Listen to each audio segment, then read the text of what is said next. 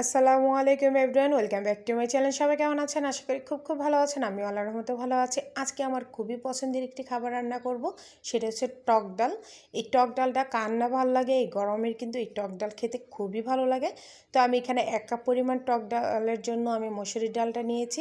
মসুরির ডালটা ভালো করে ধুয়ে নেবেন, কারণ মসুরির ডালে অনেক ময়লা থাকে। আমি 5-6 বার ধোয়ার পরে দেখেন একদম পরিষ্কার পানি এসেছে, তখনই আমি চুলার মধ্যে বসিয়ে দিলাম।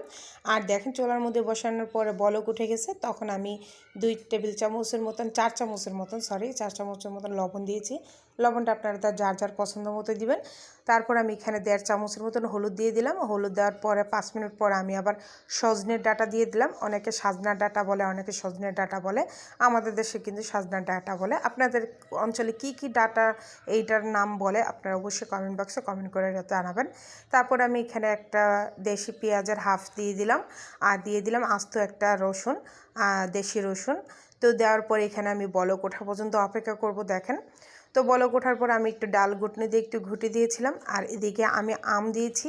এই গরমে কিন্তু আম দিয়ে আম ডাল খেতে এত না পছন্দ, খুবই পছন্দ আমার। আর এইটা পছন্দ করে না এমন মানুষ খুবই কম আছে।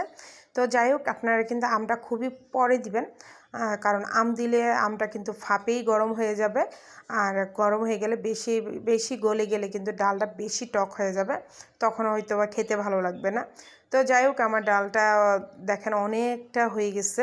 তো আমি এখন একটা চুলায় পাইপিং বসিয়ে দিলাম, সেখানে একটু পর্যাপ্ত পরিমাণ তেল দিয়ে দিলাম।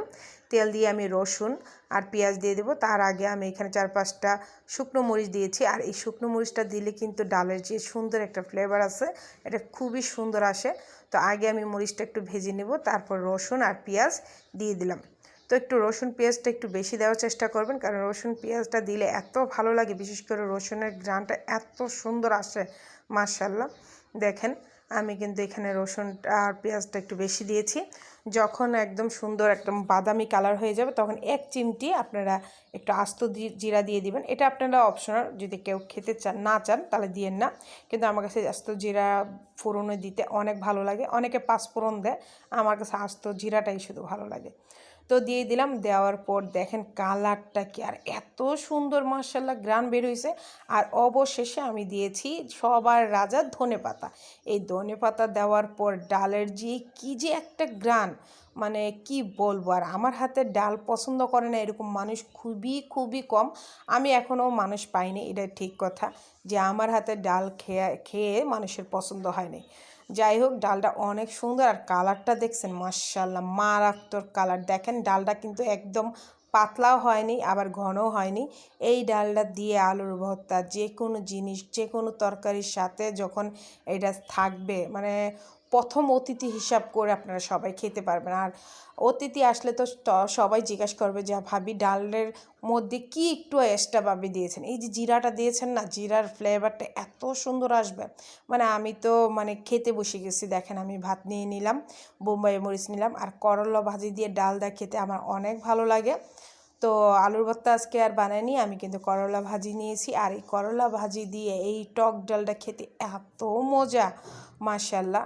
আমি কিন্তু আজকে ভাত অনেকটাই নিয়ে নিয়েছি এই টক ডাল দিয়ে ভাত খাওয়ার জন্য। আর ডালের কালারটা দেখেছেন, আর দেখেন ঘনত্বটা, ওফ, মারাত্মক। মানে আমি তো একদম সহ্যই করতে পারতেছিলাম না, মানে কখন খাবো। এই ডালটা কিন্তু খুবই মজা, আপনারা একবার হলেও ট্রাই করে দেখবেন, একদম সহজভাবে দেখাইছি। আর দেখেন, বিসমিল্লাহ বলে হাতে নিয়ে নিলাম। দেখেন, আর করলা ভাজি দিয়ে এটা খেতে অনেক ভালো। আপনি কিন্তু শুধু ডাল দিয়েও এই ভাতটা একদম পেট ভরে খেতে পারবেন। অতিরিক্ত গরমের মধ্যে এই টক ডালটা কিন্তু আপনার স্বাস্থ্যের জন্য অনেক ভালো। তো বিসমিল্লাহ বলে যখন আমি মুখে দিছি, আর বোম্বাই মরিচটা একটু মুখে দিছি, কামড়, ও মনে হয় যে অমৃত খেয়েছি, আলহামদুলিল্লাহ। আর কি বলবো আপনাদের, অনেক অনেক মজা। মানে আমার তো মুখ খালিই হচ্ছে না, আমি মানে মুখ যখনই খালি হচ্ছে তখনই আমি মাখিয়ে নিয়ে নিচ্ছি, এত ভালো লাগে। আর মানুষে তো বোম্বাই মরিচ মানে জোরে কামড় দিয়ে দেখায়, আসলে এরকম না। আমি ঝাল খাই, কিন্তু এই যে একটা কামড় দিয়ে আস্ত খেয়ে নিতে পারবো, আমি এরকম ক্ষমতা আমি দেখাই না ভাই। তো সমস্যা হতে পারে। আর অসাধারণ টেস্ট, অসাধারণ। সিরিয়াসলি, যারা এই টক ডাল, সাজনা এবং আম দিয়ে খেতে পছন্দ করেন এবং খেয়েছেন, তারাই জানেন আমি সত্যি বলেছি কিনা। তো আজকের মতন এখানে বিদায়। সবাই ভালো থাকবেন, সুস্থ থাকবেন। আমার ভিডিওগুলো ভালো লাগলে অবশ্যই লাইক, শেয়ার, কমেন্ট এবং সাবস্ক্রাইব করতে একদম ভুলবেন না। পাশে থাকা বেল বাটনটা অল দিবেন, যেন ভিডিও ছাড়ার সাথে সাথে আপনাদের কাছে চলে আসে। আর যারা আমার ফেসবুক পেজ থেকে দেখতেছেন, প্লিজ প্লিজ প্লিজ আমার চ্যানেলটা একটু ফলো আর একটু শেয়ার দিয়ে দিবেন, যেন আপনারা নেক্সট ভিডিওতে দেখতে পারেন। তো আপনাদের কমেন্টেরও আশায় থাকি। আপনাদের কমেন্টের উত্তরগুলো কিন্তু আমি একদম তাড়াতাড়ি দিয়ে দিই। আর দেখেন, আমার কিন্তু কথা বলতে বলতে আমার সাজনা দিয়ে ডাল খাওয়ার ভিডিওটা আমি যখন এডিট করতেছি, আমার একদম জিভার মধ্যে পানি চলে এসে, বিশ্বাস করেন এত মজা হয়েছে আলহামদুলিল্লাহ। সজনের ডাঁটাটাও কিন্তু একদমই গলে গেছে, দেখতে পাচ্ছেন? খুবই খুবই টেস্ট, খুবই টেস্ট। দেখেন হাত দিয়ে কচলানো দিলেই কিন্তু ভেঙে যাচ্ছে। তো এইদিকে শুকনো মরিচটা দিয়েও খেয়ে দেখলাম, আলহামদুলিল্লাহ খুবই মজা, খুবই মজা। তো আপনারা একবার ঘরে ট্রাই করবেন, আর যারা ট্রাই করেছেন তারাও বলবেন আপনাদের অভিজ্ঞতাটা কেমন হয়েছে, খেতে কেমন লাগছিল। তো আজকের মতন বিদায়, আল্লাহ হাফেজ।